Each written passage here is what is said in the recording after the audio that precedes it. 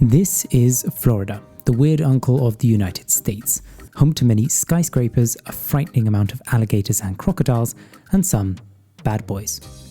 But despite its somewhat bizarre reputation in popular culture, Florida is a dynamic part of the USA's economy, yet it also remains one of its poorest. So, in order to really understand what this state of nearly 22 million people has to offer economically, we must first take a look at its history.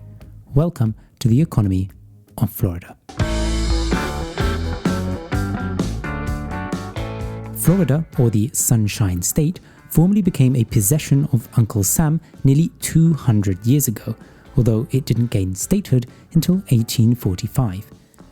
During this point in its history, Florida was nothing like it is today. To begin with, no one really lived there. Census data from 1830 showed that the whole state had only 35,000 inhabitants, and its economy at the time was dominated by the agriculture sector, with plantations dotted all around the peninsula, worked on by many enslaved African Americans. To give you an idea of scale, in 1860 the population of the state had grown to over 140,000, with 44% of the population being enslaved. Now, as some of our viewers from the greatest nation to step foot on the moon might know, there was a civil war that took place, and the results of that civil war got most people to agree that slavery was bad, not cool, and should, probably be stopped. Now, this was kind of a big deal for the fresh-faced state of Florida, which had benefited from slavery to make sure those citrus fruits, nuts, and sugarcane dollars came flowing through. Now, skipping through the decades, Florida underwent a demographic boom. The once almost empty state of 35,000 in 1830 was home to 1.5 million Floridians 100 years later. The economy as well changed drastically, with a shift away from agricultural produce as the warmer climate down south proved popular for those seeking vacations from the US's more populous northern states.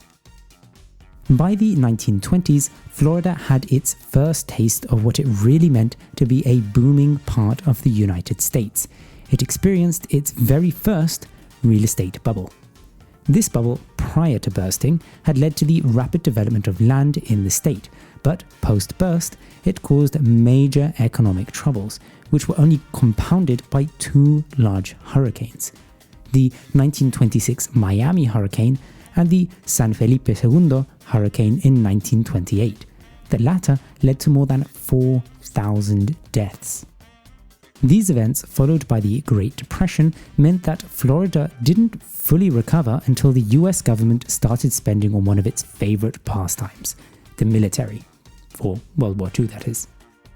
Throughout the remaining decades of the 20th century, Florida's economy boomed. It saw its tourism industry flourish, as aviation travel became increasingly accessible for the masses, and its subtropical climate had helped it become a leading producer of many citrus fruits. Just think of the company Tropicana, founded in Florida by an Italian immigrant, an example of the American dream.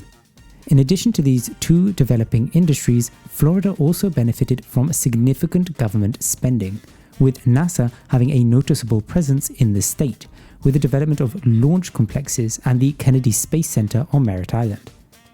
This is in addition to a significant military presence, which, according to a report in 2009, was believed to have contributed both directly and indirectly $52 billion to Florida's economy. So, Florida's economy has proven to be a dynamic and rapidly growing area of the USA. But how does it rank amongst other US states, as well as the wider world? What's Florida's economy like today? Florida's economy is large and ranks as the fourth largest within the USA, with a GDP of $1.1 trillion. This means that only the US states of California, Texas, and New York are home to larger economies. To put this into a more global context, if Florida were a country, its economy in 2019 would have ranked 17th, just behind the more populous nations of Indonesia and Mexico, but ahead of the less populous nation of the Netherlands. Put on another scale, Florida's economy is the equivalent in size to 67.2 Jamaican economies, so keep that in mind. Now, as mentioned earlier, despite this large size, Florida isn't the richest of the US states. Among the 56 US territories and states, Florida only ranks 40th, quite significantly behind the Big Three. However, globally it ranks higher than Japan and the UK, but below Australia and Denmark. In fact, despite impressive rates of growth experienced in Florida in the last decade, its GDP per capita has actually failed to converge with the national average. Now, GDP figures aside, Florida today is a key exporter within the United States of America. Despite representing only 6.5% of the US population, Florida is home to 20% of all US companies that export, second only to California. In fact, 96% of all Florida's exports are small and medium-sized enterprises, or SMEs, and in 2016 they accounted for 62% of Florida's total exports, significantly higher than the US average. This is a positive sign, as it shows that Florida's economy is more diverse and dynamic than most, and less reliant on large firms that can become omnipresent in a state's or region's economy. So, most aspects seem good then. Florida's economy is growing rapidly. It's a significant trading state, but on a per capita basis, it's trailing behind the US average. But what are the main drivers of this flourishing Floridian economy? What gives the Sunshine State its sparkle? As is so often the case within an economy, not all sectors are equal, and naturally some outperform others, and therefore grow in relative importance. Within Florida's economy, we can highlight three of these industries: tourism, aerospace and aviation, and financial services. So let's dive in, starting with tourism.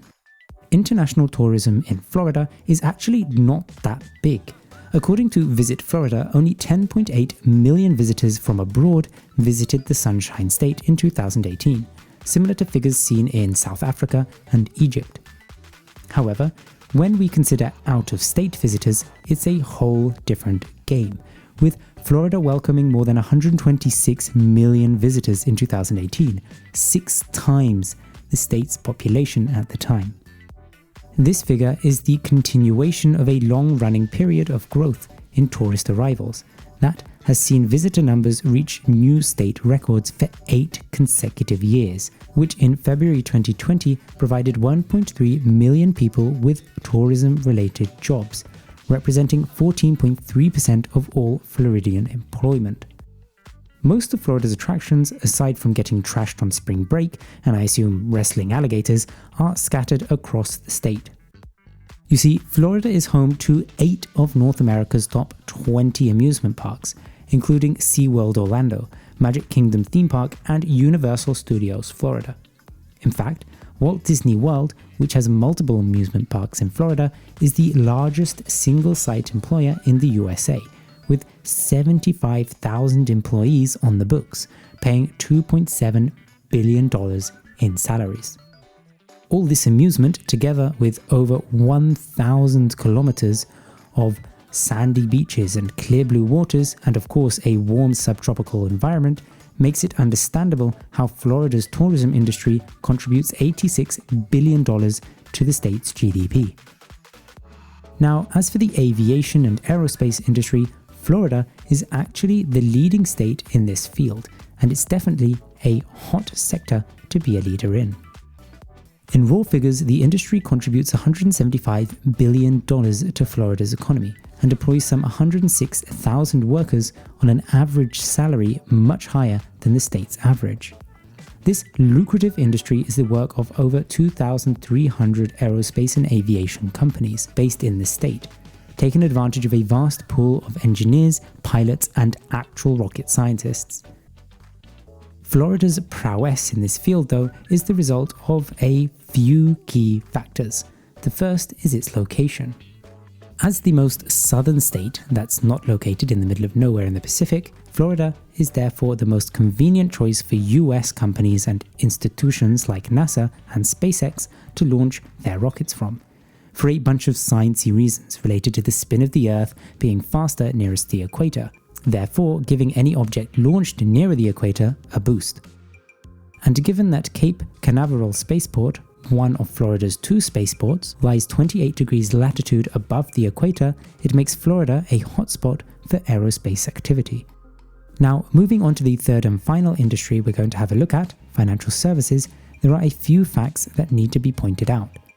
So recently, there has been a lot of hype about financial firms in New York and the Northeast in general heading south to take advantage of Florida's low taxes on capital gains, corporations, and income.